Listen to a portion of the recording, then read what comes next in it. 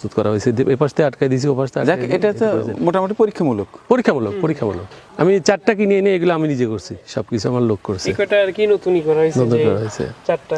এই 4টা, এটা যে না, এটাকে আপনি যদি মনে করেন যে মাথায় যদি আর একটা ফুল থাকে, এটা যদি আপনি মাটিতে দিয়ে উপরে একটু মাটি দেন, তাহলে কিন্তু আপনার দেখা যাবে যে এই যে এরকম এই ফুল ধরেছে। হ্যাঁ, আচ্ছা, তো আপনার এখানে কি পরিমাণ জায়গা আছে, কি কি আছে দেখার মতো, আমাকে দেখানোর মতো? আমি তো জানি যে আপনার এখানে মেইনলি হচ্ছে অ্যাগ্রো। জি জি, রূপসা অ্যাগ্রোর সন্ধান পেয়েই কিন্তু আমি আসছি। জি, আমার এখানে অ্যাগ্রো আছে, সাথে সাথে যে আপনাকে একটু দেখাবো, আমার এখানে আমার একটা সুইমিং পুল আছে, এখানে একটা চেঞ্জিং রুম করতেছি, উপরে একটা রেস্টুরেন্ট করতেছি।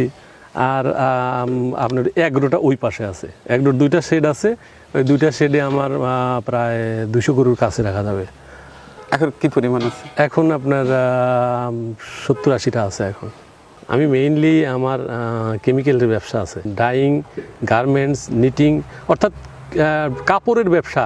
তারা আমাকে এক নামে চিনবে, আমার নাম হাজী মোহাম্মদ ইউনুস আলী, কিন্তু আমার রূপসা কেমিক্যালকে সবাই চেনে, আমাকে না চিনলে রূপসা কেমিক্যাল। অর্থাৎ আপনার মূল ব্যবসা হচ্ছে কেমিক্যালসের ব্যবসা। কেমিক্যাল। এটা বোধহয় আপনার ছেলে না? এটা আমার ছেলে। ছেলে কয়টা? 2টা ছেলে। আমরা 2 ভাই 1 বোন। আমার বোন হচ্ছে বড়, অস্ট্রেলিয়াতে পড়ালেখা করে, আর আমি মেজো, আমি নটরডেম ফার্স্ট ইয়ার এবার। আর আমার ছোট ভাই হচ্ছে ক্লাস 5 মজরিল আইডিয়ালে। মেইনলি অ্যাগ্রোটা আমার ছেলের শখ। তো ছোট থেকে একটা ইচ্ছা ছিল যে আমি এদেশে বড় হয়ে একটা গরুর ফার্ম করব।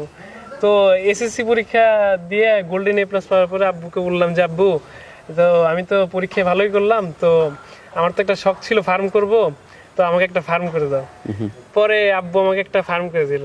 আমার শখের ছোটবেলা একটা ইচ্ছা ছিল, সেই শখটা আব্বু পূরণ করলো।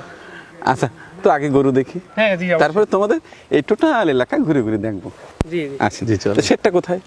সেট চলেন যায় ওই পাশটায় না?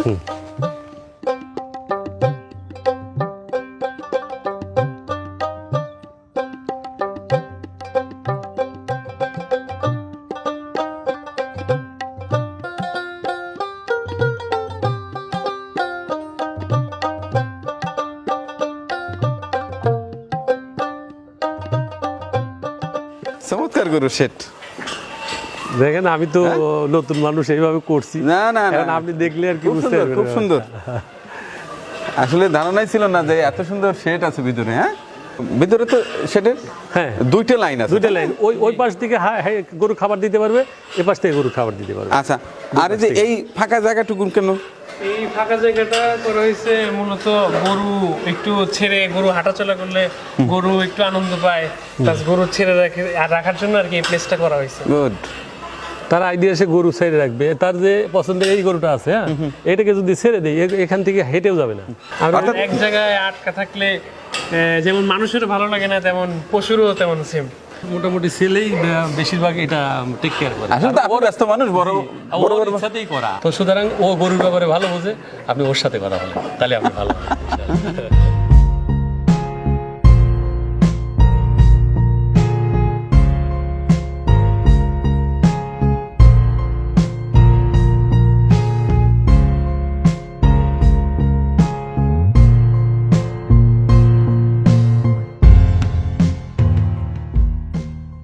আমার নাম ইলিয়াস আকিব। ইলিয়াস আকিব, জি। বাহ। তাহলে লেখাপড়া এখন কোথায় কি করছেন? লেখাপড়া আমি এখন বর্তমানে নটরডেম কলেজে আছি, ফার্স্ট ইয়ার। তো যে গরুর খামার করতে অনেক কিছু জানতে হয়, বুঝতে হয়। জি। তো এই সম্বন্ধে তোমার কি মানে কোনো ট্রেনিং